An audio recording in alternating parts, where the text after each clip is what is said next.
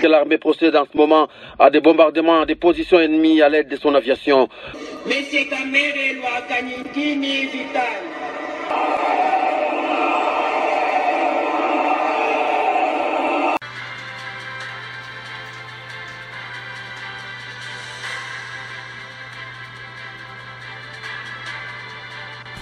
Bonsoir, bonsoir, bonjour, c'est Congo News 24.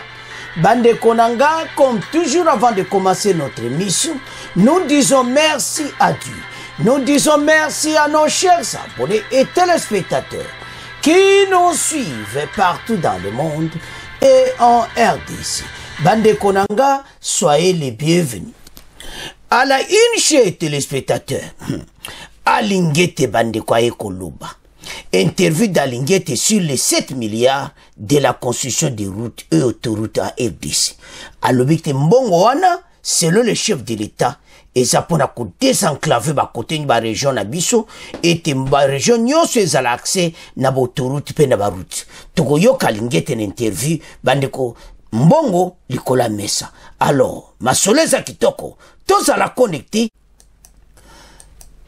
Deuxième point, chers téléspectateurs. Suivez le message de Mbosso sur les 6 engagements de Fachi. Et de l'autre côté, Kamere humilié. Kamere, donc, bah, wololi et peu balobine a quitté l'Assemblée nationale. Donc, ils ont salamawa ko sakanangoti. Alors, boko yo kanakati Assemblée nationale, comment Kamere a été humilié? Alors, Ezaya ko inda, et indi. Troisième point, chers téléspectateurs. Bombardement Sukhoi et drone contre RDF 123 Mouchaki par les négociations. Fachi a message moko clair et pas Occident. Aïebisi Bangoboui. Aucun dialogue ne peut et ne pourra intervenir. Tant que bateau yo, bazarakata territoire nabiso. Chers téléspectateurs, émission Nebsi Bandi. Et commettons tous ensemble la situation politique en RDC. Bandeko, tous la situation maintenant, oyoka ke yindi déjà. Moto eza coupé là parce que mokonza mboka a sangsaki Occident na Union africaine masolo oyoka ya kuyinda. Contre Kagame. Bokoyoka. Depuis investiture, Azuma Lobane Lilo. Tokoyoka mokonza mboka. L'heure est grave. Alors, on les a point souka. Alors, bandeko toko ban émission na biso avec Alingete. Bonne nouvelle auto, ba congolais nyoso ba yebi et mena yemo kwa yena micro ko clarifie.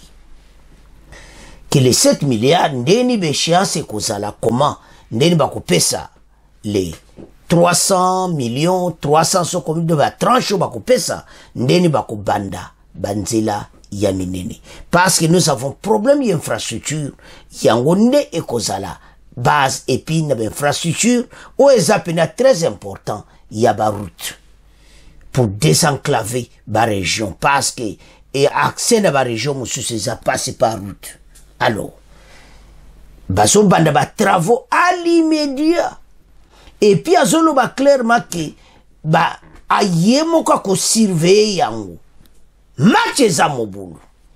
Ndenge ni ba travaux ba route eza ko salama, ba société nyonso ba ko kabula bango ete bo ba osa ba route koto ba osa koto donc pays penza masolo kito parce qu'ils ont déjà un plan les 145 territoires. Donc et le comment côté li susu ko freiner bango yango alingeta e ko tia lumière pa ba congolais. Ba tuni me ba question et c'est uzaba yo tout ça mais yepena a ekoloba. Azalaki na briefing, batu nyoso balandaki et mena aye ko sala interview poto yoka epena propre. Ndenge nini mbongo wana bako dépenser yango. Ba route ba construire alingete ayeli biso vraiment solo. Alors, bandeko tozana besoin ba autoroute. Tozana besoin que Moutaloué Kinshasa directement, coup direct Kananga, coup direct Lubumbashi, coup direct Mbandaka. Donc, na autoroute. Et pour ma Kambouane Salama.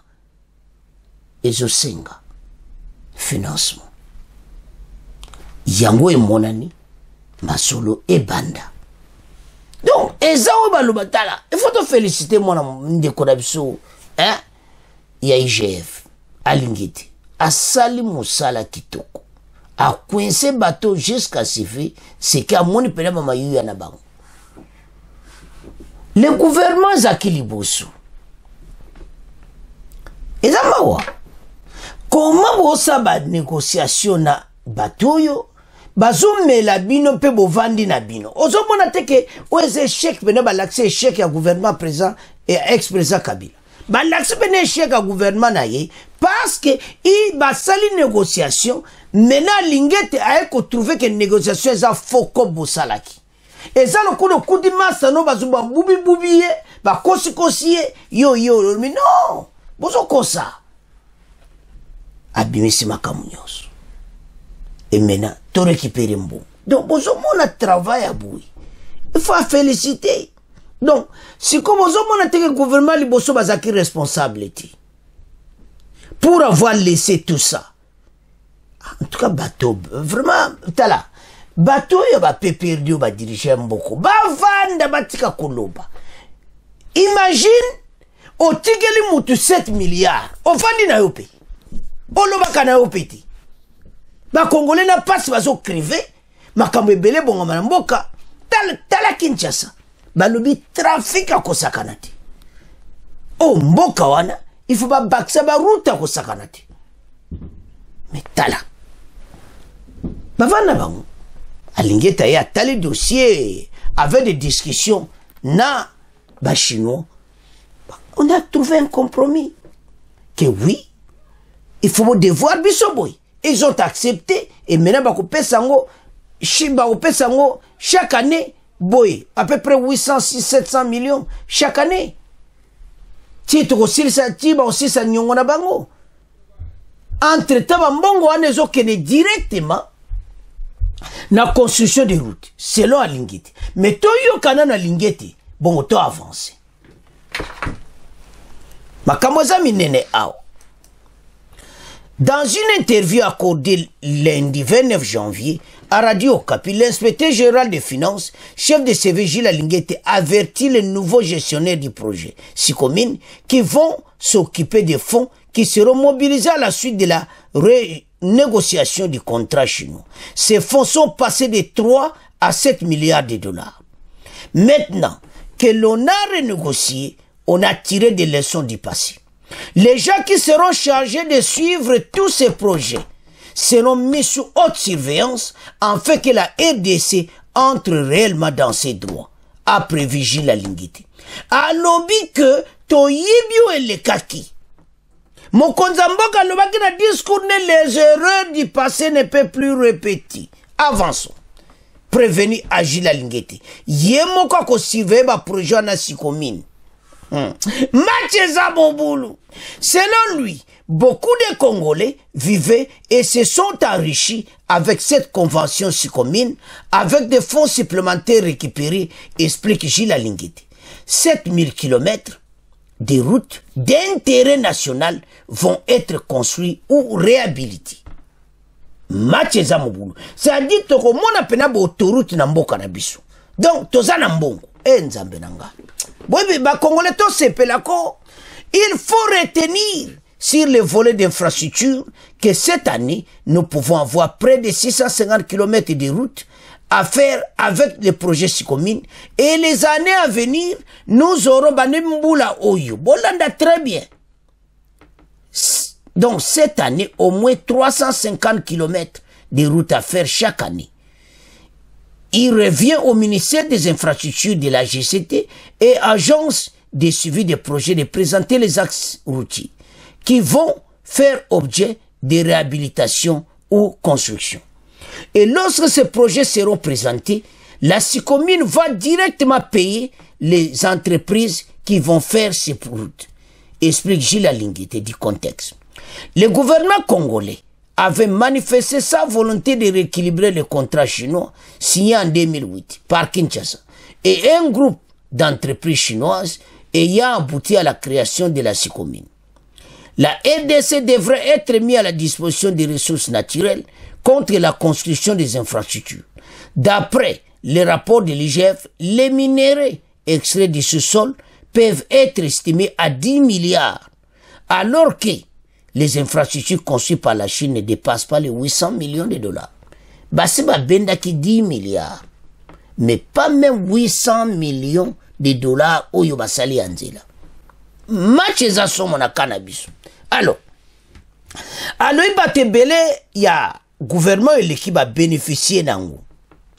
Tombaza penana mbokado mawatro. Pourtant, la convention entre la RDC et la Chine prévoyait que les entreprises chinoises investissent 3,2 milliards de dollars dans une mine de cuivre, de cobalt et 3 milliards de dollars supplémentaires dans des infrastructures financées par le revenu de la mine.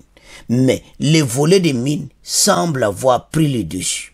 À en croire les conclusions du rapport de l'IGF qui juge les taux de réalisation des infrastructures très faibles, 15 ans après, des enquêtes de l'inspection générale des finances ont révélé que ces contrats étaient déséquilibrés et ne profiteraient pas aux Congolais. Alors, Alingete Alobi, Bobangati, nazo surveiller les erreurs du passé et Kozongati. Chaque année, tous au moins les 7 milliards oyo. Chaque année, tout le monde banzila oyo ezotongama. Alors, Tolanda, IGF, Alingeti, to avancer dans ma soul. L'invité de ce journal est l'inspecteur général des finances, chef de service, Jules Alingete, s'exprime sur la renégociation du contrat chinois, passé de 3 à 7 milliards de dollars, la gestion du barrage de Lusanga, ainsi que la responsabilisation des Congolais dans la gestion du projet Sikomine. Jules Alingete s'entretient exclusivement avec Jean-Marc Matouaki. Monsieur Jules Alingete, bonjour. Bonjour Radio Kapi. Quelles sont les grandes lignes de l'accord issu de la renégociation du contrat Sikomine? La République démocratique du Congo va tirer 7000 km de route, soit l'équivalent de 7 milliards de dollars américains. Et ces 7000 km de route ou 7 milliards de dollars américains seront financés progressivement pour l'année 2024. C'est 624 millions de dollars qui seront débloqués. Le premier déblocage est prévu d'ici 10 jours. Le deuxième, dans les 300 millions de dollars. Le deuxième déblocage est prévu au mois de mai 2024. Et par la suite, chaque année, la République démocratique du Congo va obligatoirement bénéficier de 324 millions de dollars pour financer les routes. Et ces 324 millions de dollars pourra être au-delà de ces montants, atteindre 400-450 millions de dollars en fonction de l'évolution des cours des minéraux. Et donc, il faut retenir sur le volet d'infrastructure que cette année, nous pourrons avoir près de 650 000 km de routes à faire avec les projets Sikomine, et les années à venir, nous avions au moins 350 km de routes à faire chaque année. Et en parlant des infrastructures, ça sera sur toute l'étendue du territoire national? Oui, donc tout ce que nous savons comme cette année, il y a près de 650 km de routes qui doivent être construites, donc on doit entamer les projets. Il revient au ministère des Infrastructures et à la CGT et à l'agence de suivi des projets de présenter les axes routiers qui vont faire l'objet de réhabilitation ou construction, et lorsque ces projets seront présentés, la Sikomine va directement payer les entreprises qui vont faire ces routes. Les négociateurs ont voulu que les 7 milliards soient affectés exclusivement aux routes nationales, et ça c'est pour qu'on puisse avoir la possibilité de contrôler combien de kilomètres on a fait au lieu de faire un sous-codage à gauche, à droite et tout. Donc on a voulu que cet argent soit uniquement pour les routes nationales. Vous savez, il y a une nécessité aujourd'hui de désenclaver les provinces. Son Excellence Monsieur le Président de la République, chef de l'État, l'a dit lors de son discours d'investiture que sa détermination aujourd'hui est de désenclaver toutes les provinces afin de déclencher le développement de notre pays. Monsieur Jules Alingeti, si la partie chinoise n'a disponibilisé que 800 millions de dollars contre les 3 milliards initialement prévus pour la première entente, vous pensez qu'avec 7 milliards, ça va marcher? Oui, vous devez tout d'abord savoir que ce projet-là était pratiquement mal négocié et puis il n'y a personne qui suivait au fait les réalisations ou les accords. Nous disons toujours que les Congolais égarés ont rendu un très mauvais service au pays.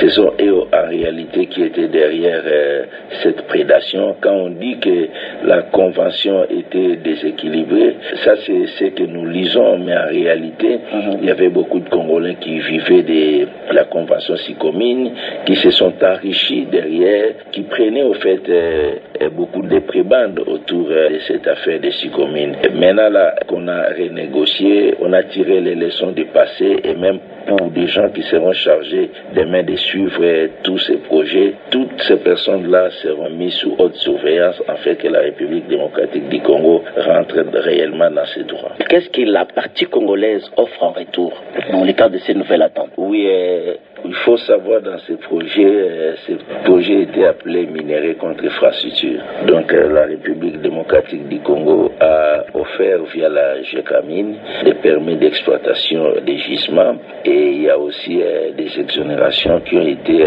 accordées par la République démocratique du Congo à ces projets. Voilà en fait globalement l'apport de la République démocratique du Congo qui devait être en contrepartie compensé par les infrastructures dont nous devons bénéficier. Nous saluons pour cet accord l'implication personnelle de son Excellence Monsieur le Président de la République, chef de l'État. Dès que l'inspection générale des finances avait publié son rapport, le chef de l'État s'en est approprié. Il s'en est suivi des discussions sur les plans diplomatiques. Monsieur Jules Alingeti, merci d'avoir répondu à nos questions. Merci beaucoup, merci.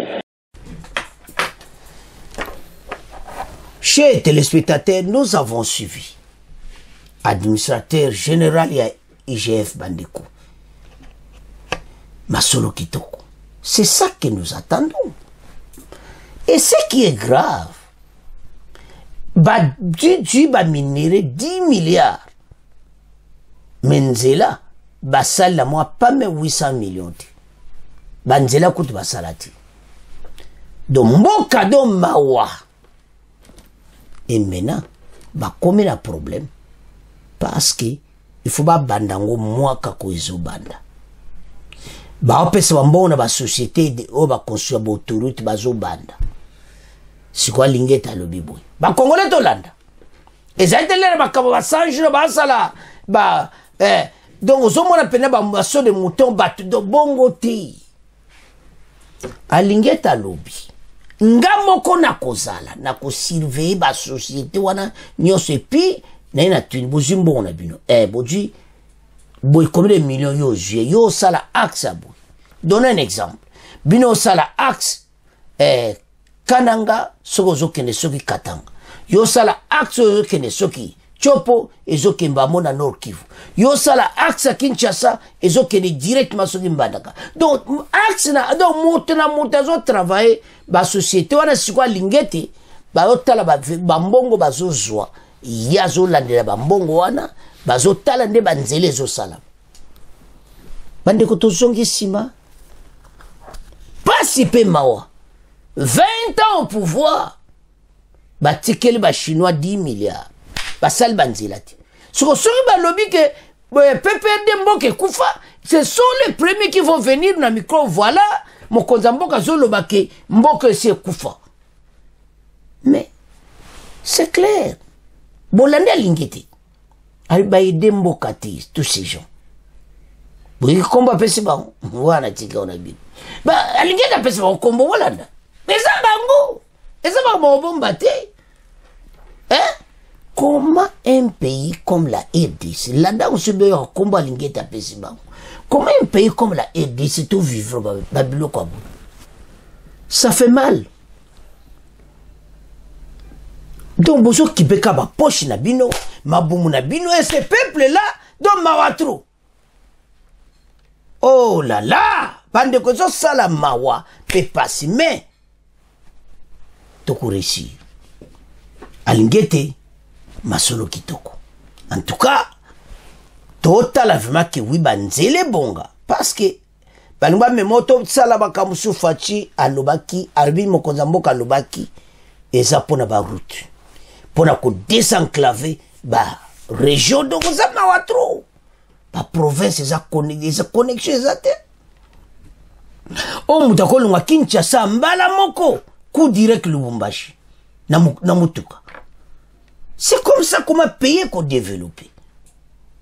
Alors, makamangwe bandi qui ça le banda mais biso nyonso en tout cas ba fleur et pas lingite masolo kitoko tokomotika ngona bino tokomokena deuxième point. Chers téléspectateurs, to komi na point na biso ya 4e législature na Assemblée nationale toko divisa en deux toko banda d'abord na Mbosso a pesi message après toko yana Kameri. Mbosso a expliqué ndeni les 6 points mokonza mboka makambu nyonso bango bazwa ba point wana nyonso Assemblée nationale ba kamu nyonso esalama ete ba accompagner mokonza mboka. Donc ba bandi déjà travaux en attendant que basse ba banda déjà comité définitif et à l'établi et puis Moussa les banda. Ba jeune député belé pour la première fois na katia législature oyo bazagine sengo na Assemblée nationale. Surtout 6 ans après tokoya comment Kamere a été humilié na katia Assemblée nationale. Tozo ya na point.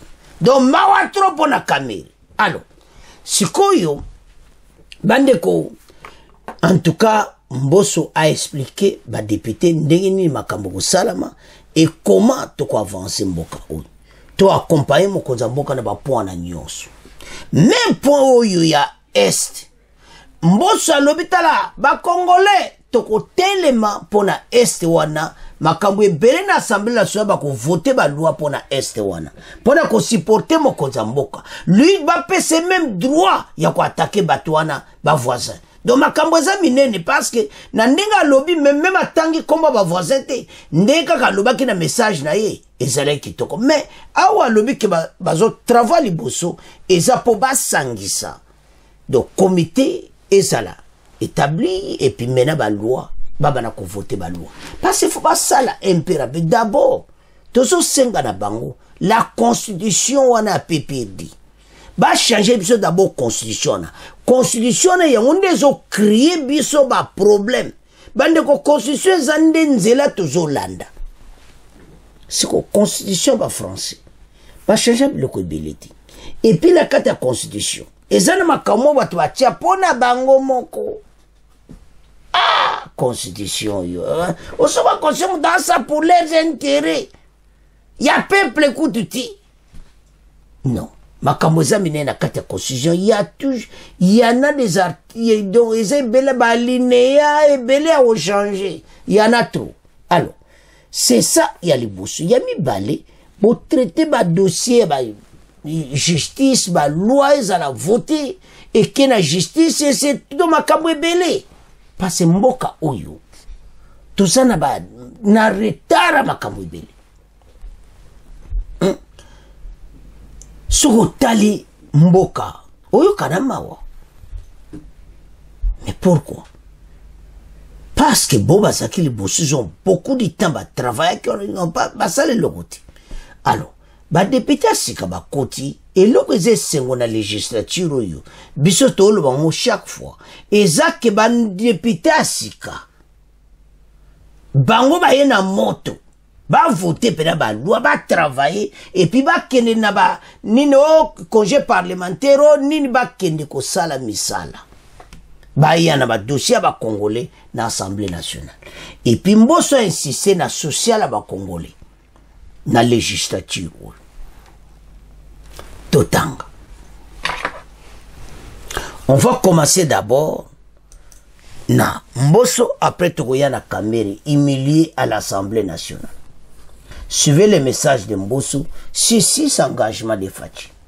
Aussitôt installé le lundi 29 janvier comme président du bureau d'âge de l'Assemblée nationale, Mbosso est revenu sur les 6 engagements contenus dans le projet de société du nouveau quinquennat de Félix Tshisekedi.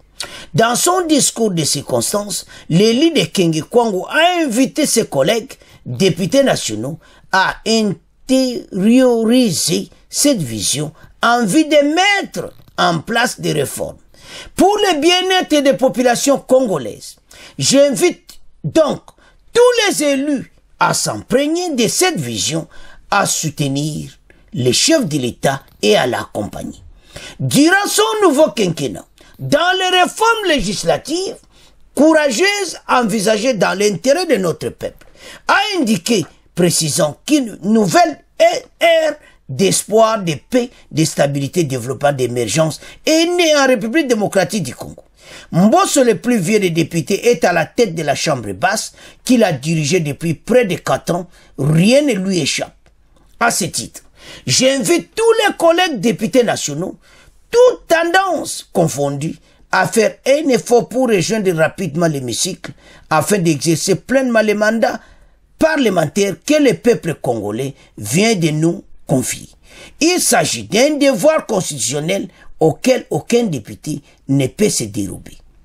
À la tête du bureau d'âge de l'Assemblée nationale, Christo Mbosso Kodiapwanga sera assisté par Matembo Bozumana Fotoana, Moïse et Lubudi Olualaba pour le compte de regroupement Action pour l'unité nationale. Occupera le poste de secrétaire dans ce bureau d'âge et il est le même pour Serge Bayati Bangende et Lide Kabari au Sud Kivu pour le compte du regroupement AFDCA comme secrétaire également.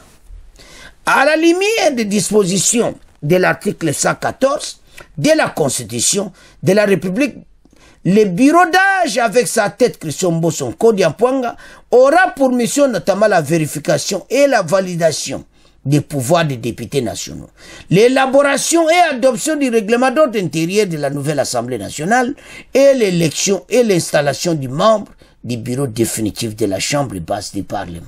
Masolo Kitoko, yaye makaunte zanakati. Ayebi. Alors, naba député bazan no bazongi lisusu boyebaka. Mais 377 ezaya sika. Masolo Kitoko. Alors, ce que dont la biloko aboye, et ça la plaisir. Mbosso a avancé. Ton landane makambo eleka ki bonga prêter à la caméra. Assemblée nationale, pour commencer, Christophe Mbosso, les doyens d'âge, Serge Bahati et Agé Matembo, les deux moins âgés, sont désormais respectivement présidents, rapporteurs et questeurs du bureau provisoire. Ils ont été installés hier lundi, conformément à l'article 114 de la Constitution. C'était au cours de la plénière inaugurale, présidée par le secrétaire général de la Chambre basse du Parlement. Ce bureau provisoire aura pour mission de valider les pouvoirs des députés, d'élaborer et voter les règlements intérieur de la Chambre basse et d'installer le bureau définitif de l'Assemblée nationale. Dans quelle ambiance s'est déroulée cette première plénière? Les détails avec Michel Kifindangoy.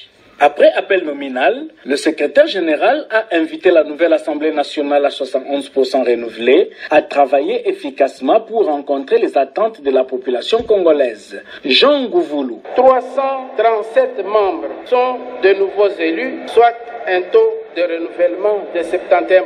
61 membres sont du genre féminin, soit un taux de 13%. Exercer consciencieusement ces missions peuvent notamment contribuer à asseoir la bonne gouvernance en vue d'améliorer le vécu quotidien. Après installation du bureau provisoire, le président Christophe Mbosso, le doyen d'âge, a rappelé les 3 missions de son bureau. Sera mis en place 26 commissions provinciales chargées d'examiner les dossiers de l'élection des députés nationaux.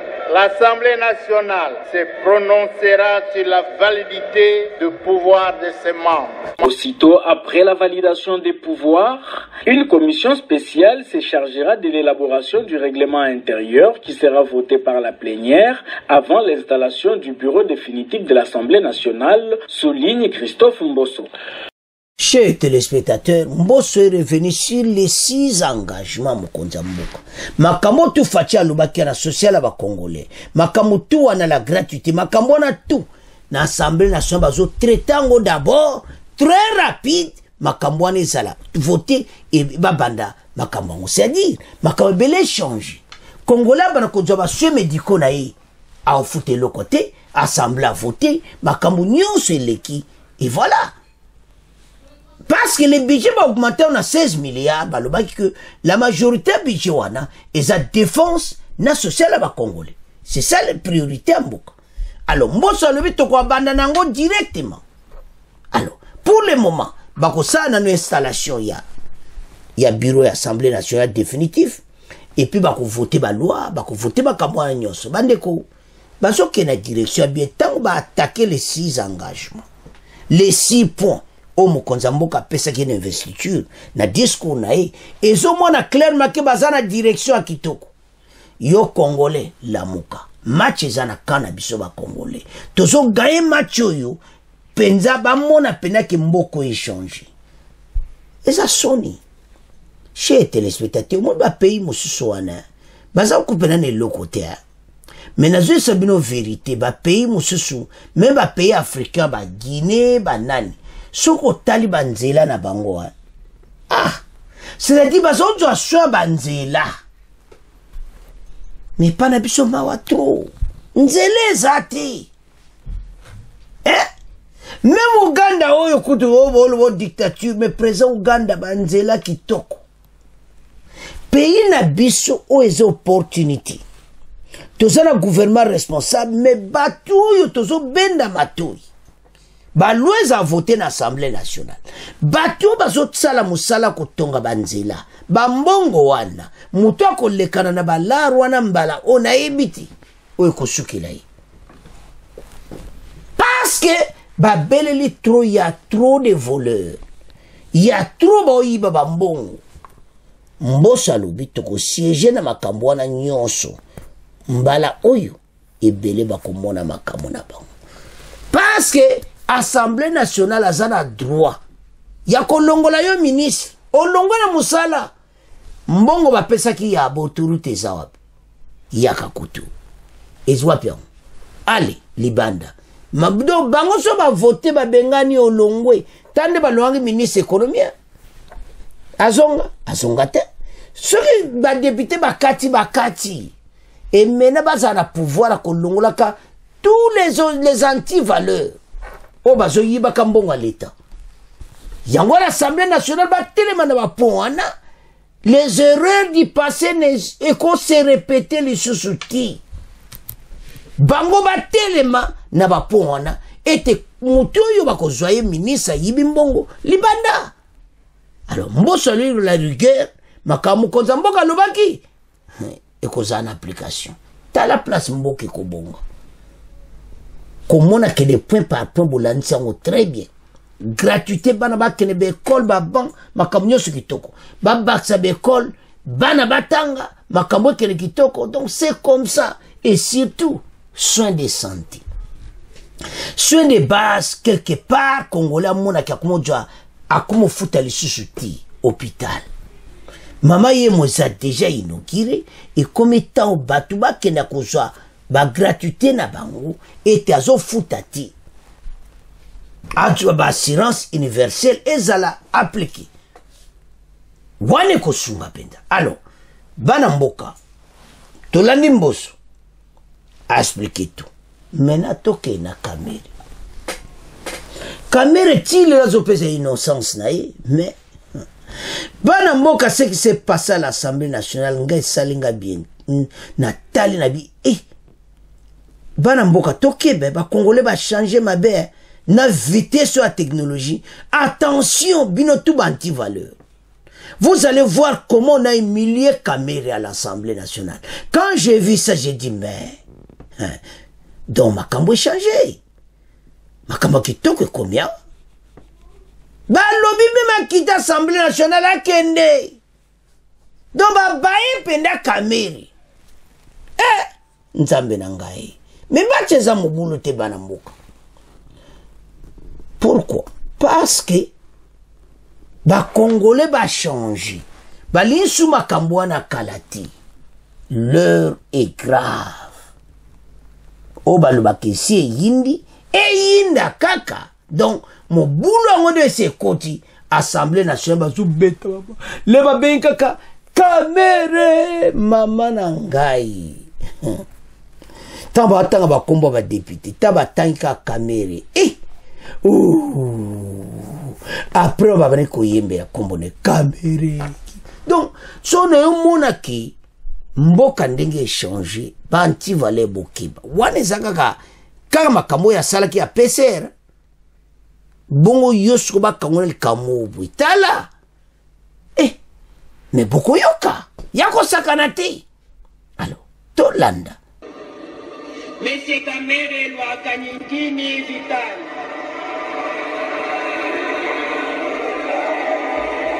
Madame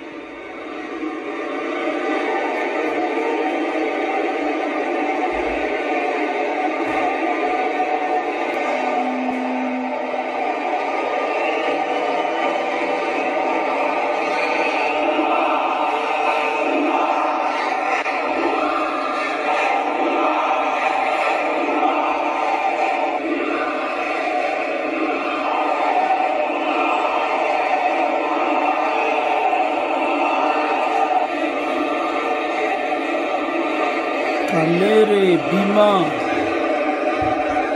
ça c'est grave ça fait mal pour Kamere. Chers téléspectateurs, et ça somme. Ou va bandi nanu donc mawatro. Après ça, Kamere Bima d'Assemblée nationale Kendi. Pandeko, humiliation à bouillir. Donc, aux hommes, tant yo djaba kubo wolola yo, et c'est fini. Mais, il y a le but qui est, en tout cas, na makambo nyonso, ndeto landi pe wana, ke mokonza mboka mutavutaka, batu, donc, o nyonso wana, il y a ebike, il y a salika PCR na ye mouvement na ye, mais, et là, quoi bien caméra koko sala nini. En tout cas, c'est de se retirer, donc à se retirer. Na makambo wana do batika PCR wana. Plateforme wana parce que on peut pas avoir plateforme na katia plateforme, ça gêne. Soka sala kango avant. Baya kokota na union sacrée, et ça problème ti.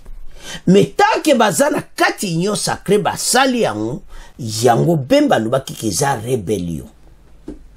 Mais voilà t'as les pesos kene. Même en assemblée nationale donc tant bataille comme mutu batozo salabo. Ozo bote keza kitorote.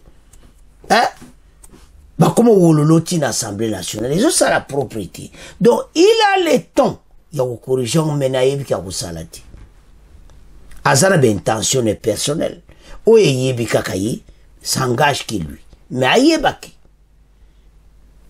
oyo ndeto komina technologie vitesse to nango nandenge réseaux sociaux vitesse za nango nandenge mboke batu bakome éveillé na makambo parce que congolais na o bakosaka ba wana baza donc c'est fini.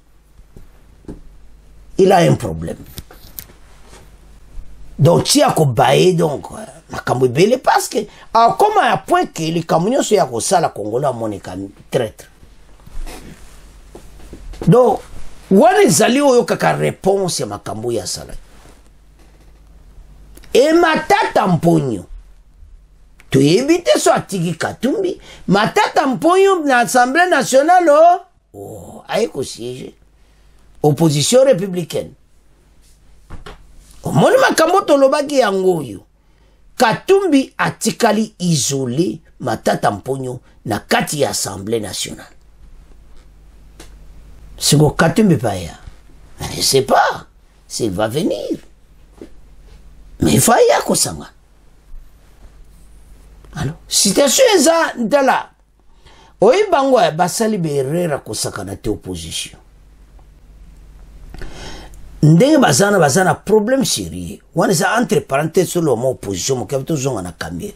Donc opposition basali berera mingi matata mpoyo aye pena na assemblée nationale ozomona alors maintenant so tala biloko aboye est-ce que baza pena na posa mboko ekende liboso wana pona opposition ebende baza bakabo katumba otikala ka bongo bango baye pena marque na parce que déjà matata mpoyo na kati assemblée nationale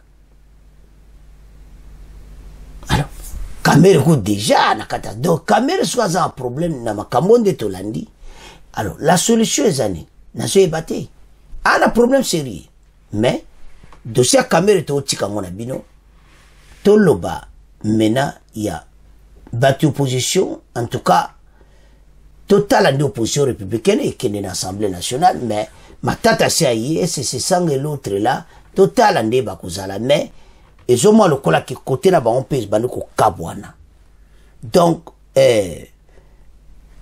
Katumbi et les autres bakonko kabwa donc makamunde zokende mais assemblée nationale ba décider pena ko kende ba dossier belé qui vitesse bazana majorité ba ko voter en rapide makambo ya avancé surtout assurance maladie ba sala rapide et ça vraiment important pour les Congolais mais d'abord ba changer constitution.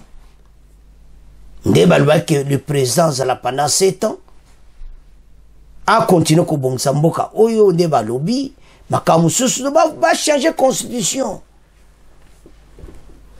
baza pena plein droit pour le moment mutawolo bazati alors bana mboka en tout cas to landi ndenge ba wololi Kamere na kati ya assemblée nationale wana to benga ngo humiliation et puis opposition pe problème ba matata pe bayaki donc makambo ndenge ezali alors bana mboka tokomo tika ngona bino tokomo kene na point na biso oyo eyindi fachi asangsaki Occident ayeusi bango position na ye sur Kagame. Avançons. Chers téléspectateurs, on va le baké yindi. Tonobaki na bino ki mokonza mboka koloba. Après investiture, ça y vraiment na silence. Mais na bandi boulot. Makambo examinene 10 jours après. Investiture, les 30. Comme dengue lobby. Donc 10 jours après. Qui Salomé Banda. Abaenda no ndenge jishane ko bengi saba. Ba ambassadeur nyonso ya baya wana accrédité à Kinshasa pona kuyebisa bango position clair direct. Après ma solo na ba ambassadeur ba bombe bani kokoya. Ale suko e mati. Bombarder na mushaki ko sakana de metezo ya na parti wana. Kaka après message à Fachi donc non réserve à koinda metezo va avancer. Alors il a pris le message, c'était clair qu'il n'y aura pas de négociation avec tous ces pantins tant qu'il occupe une partie de notre territoire. De la décision directe devant l'Occident. A pesi position na ye parce que accord à loin des alcool à mesa. Pourquoi message on est direct? Ba américain bazo sala on dirait bazo sala makamba mais ba américain peut te comprendre bangouti. Bande ko to monde ba message. Il faut to lobelango. Ya to lo ba bonita bazo koma il faut to lobela kaya. Merci na bande ko nyonso. O ba pesi message si ba américain. Que bango ba osala semblant. Donc eza hypocrisie.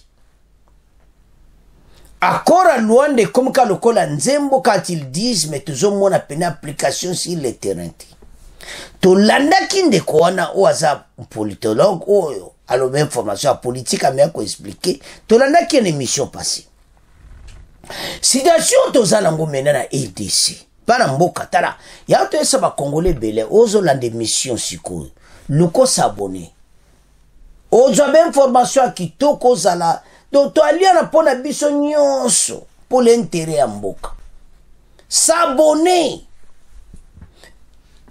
ezala ozali ozaki dessus na makambo élection tout ça ato komi na makambo to avancer mboka bo s'abonner na makambo tozoloba sikoyo parce que ba américain bazo sala ba aventure kuna na esa mokonza mboka tranché lelo le 30 janvier devant les ambassadeurs à Jumaloba Amérique à Yokiango. Tant que Bango baza sur le territoire congolais, il n'y aura pas de négociation. Donc, ndenge bazawana, déjà, bazo biloko na bango. Boye ba ke guerre ezate obo kanso 1-23 mois obo te. Tozana guerre armée congolaise na armée rwandaise. Donc guerre ngwe se bandi na. Mais loko président Rwanda azobosana. Ke guerre na yokota china Rwanda. Et loko ya azobosana. Azomona onkaka boye. Tambi loko monte kongo kwe ya mingi ndenge kwe lelo ndenge kwe ya kilelo. Bandeko ba bombardement ko sakarate boyoka ba confirmation to kotiela bino donc d'intenses bombardements donc tina kota kichanga de la bataille de Mushaki ko boto la kota il faut bombarder bango ka basila mbala moko balobi plusieurs corps ya ba Rwandais des morts parce que yebi ke bango basape na bantimba misilo bakobeta Sukhoi maintenant Sukhoi azo jouer bango na ba jeu moko ko sakana te tango obimela bango bakoyeba te baza kutu na tanti yamba yango parce que des drones zo laksa place bango baza et puis dans la population azo yebisa biso population bango bazo nyokola wana bako téléphoner ki tala botala baza kutu place bo au monde bango baza wabo bango baza place donc baza na problème sur lui tout ce qui se passe à Kichanga bazo mona bango alors maintenant oyo kaka suka na bitumba donc ba moni makambo na bango nde baza wana plusieurs mots ou esalami lelo tokoyoka après. Pourquoi? Parce que le chef de l'État qui clair na Union africaine kolobayango. Bandeko Occident il fallait qu'à fatia za ouvert. Tokotanga boyango pe boko yoka o ezole kana est.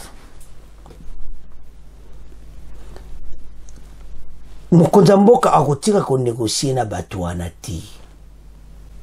Ah, on tient qu'on change position, on a toujours qu'à bateau, voilà.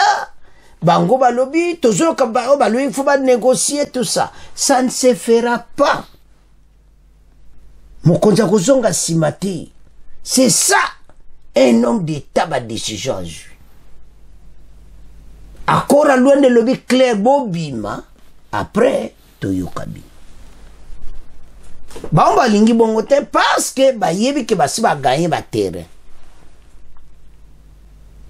Et maintenant, il y a aussi ba EAC kotala. Les EAC à Kotaki, ba bazai kana bunagana. Mais ba wazo kokire EAC azotala. EAC mauvais souvenir ba tikeli biso. Mais ça problème. Nous avons le temps, on va récupérer ces pays et tout va marcher. Mais à condition que ba mindelo ba tika hypocrisie na bango. Et ça là qui to côté. Les Américains vont perdre l'Afrique. Ils vont perdre maintenant l'Afrique. Ils vont perdre. Tout ça, les missions au Kenya et le Congo. Au moins, comment les Américains vont perdre le terrain face à la Russie, na Chinois. Ils vont gagner l'Afrique. Donc, l'Occident va perdre, surtout les Américains vont grand perdre. Et ben le week-end d'élection aux États-Unis, donc Joe Biden a un problème. Pour la citation. Makambo tozo loba oyo, bateau basali biso ba aventure na ba négociation pour parler de négociation, ma solo après solution zati akora Luanda ndi mute kangi bango kleboa makambo ileki minenawa alo tota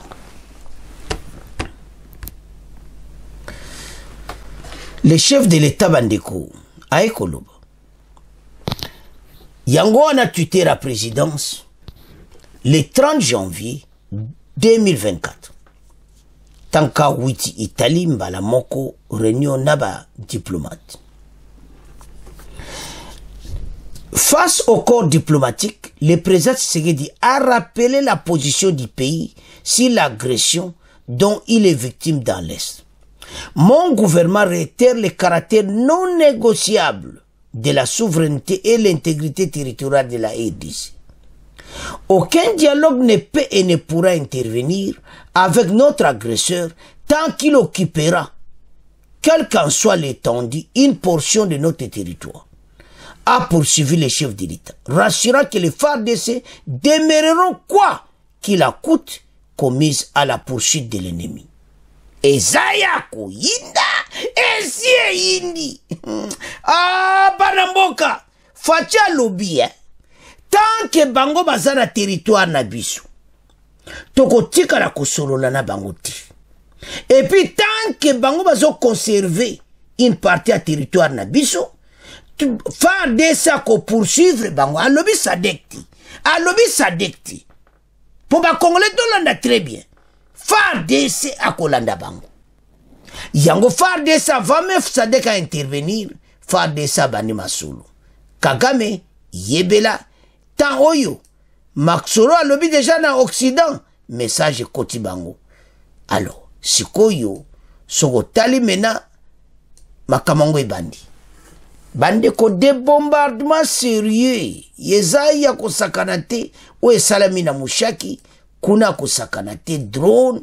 Donc o kaka ale bombarder bango masole sila. Toutes des unités terrestres, ba unité nyonso na ba nouveau recrue masole za kitoko ba koti na terre. L'heure est grave. Sans oublier les waza les wazalendo. Alors, Toyoka, ba bombardement de lekaki, bongo to avance.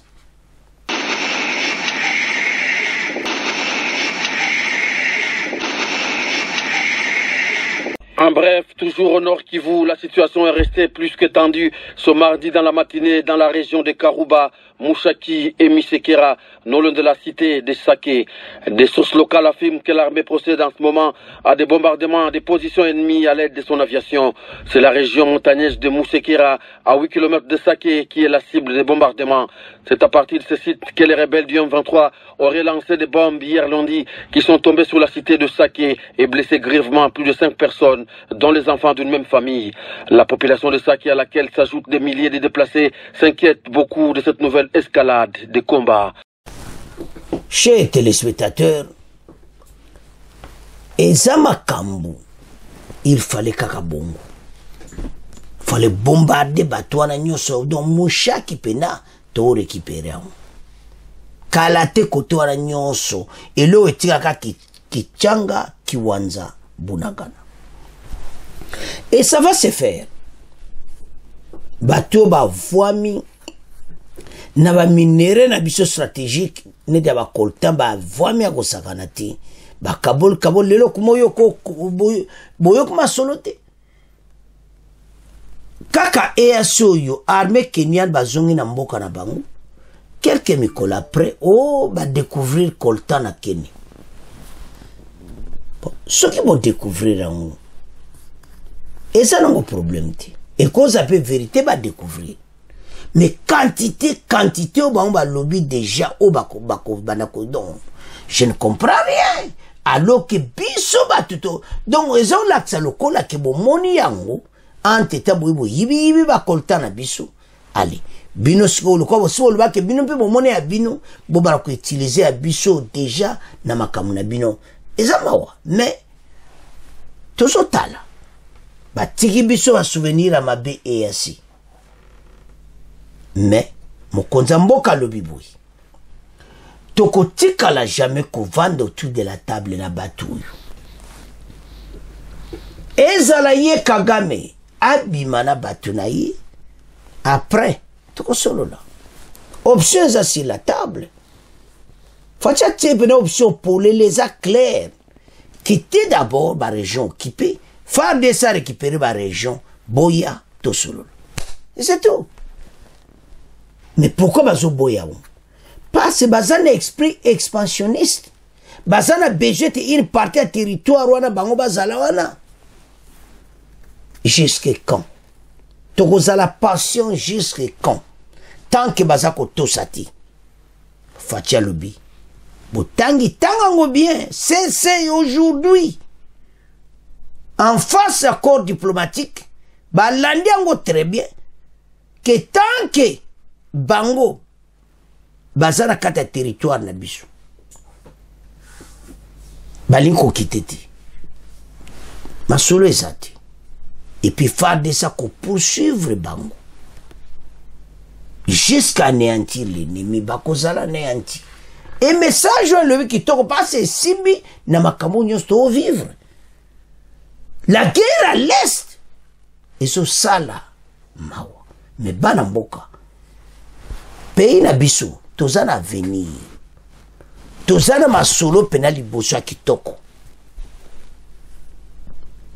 Ah, donc ndenge position toza mena tokobange le côté bande kwa kivo bolanda mission ma guerre wa tokogayango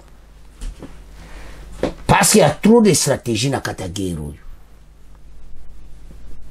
et loko tikale kaka ndet no mon lelo o 100000 lelo ba bombardement na soko ya bombarder ba ona ndenga mukete pasa bimaka bango bazo luka nene ko kwesa siko po baza bantime sipo drone ko kwesa drone ya 3000 km ba ba commander drone beta mime van na Goma e beti bino place boza bo yambiango ozomona mais bango ba position ba donc siko epene tozela ka bilanga combien ba kufi ba Rwanda mais tozoka que nombre pene bele ba kufi na mushaki et pas ba bombardement zo sala. Alors, banamboka. Voilà. Yeba ke bango ba beli liboma kungo tinda ka ba bombe na kata sake, ba kungo beta ka biloko ndenga ne lokwa kota population, mais en tout ça toza ko contenir bango. C'est ça ce qui est bon. Mais ndenge bazawana makamongo zo ke kota suka parce que mona mokonza mboko tenir langage wana devant l'Occident eza ko sakanati. Alors, cette position mokonza mboka contenant donc azala soutien ya peuple congolais parce que yango nde ba voter la ki et puis fatia yebike na zawana bango ba tchenga wana peuple ya tchenga na deuxième mandat et ça pona sil sa guerre à l'est et ça va finir donc l'espoir est là tant au mona ba réalisation parce que congolais atala kanan we salamité tala armée fatia kutina kabila tala armée wana. Mais t'as l'armée de comme il est là. Un grand changement. Progression, mon quoi sakanati, loi programmation militaire. Au moins, on appelle comme la unité belli. Mon soir, bah, on a ta manette, au moins, on a bouton à katazamba. Donc, bazana nyon, sur chaque unité, bah, drone. Donc, aux hommes, on appelle que mboka, et zo kena direction à kitoko. Mais, kakami, makamu konza mboka, le bilelo, yebela. Pas de négociation. Bobi Maramboka là-dessus. Bandeko ces gens, bah comment la position qui a tient ma beaucoup de coller comme trop tard. Mais bah qu'on vivre en haut. Ce pays est un grand pays. Tout ça n'a pas collé qu'à bah musika même nom d'homme en militaire. Ya musika. Bah quand t'as so combien de fois. Hein? Plus de 10 fois par la biso moi armé dans mon câble. Sur 12 000. Mais biso dans les 165 000 hommes. Et ça, ouais. Ndega ba recrutement makabende kenetoko comme bene beli. Alors, banamboka. Bitumba oya tezo umela toko gagne yango. Toko motika ngona bino. Mokonza mboka a du décision kitoko a continuer bongo. Ba Congolais toza simano mokonza mboka. Bendele ko ya te FARDC nyingisa biloko. Alors, ndeko nano s'abonner bande ko avons quitté aux vraies informations Vraiment, fungola motema s'abonner. Au revoir. À la prochaine.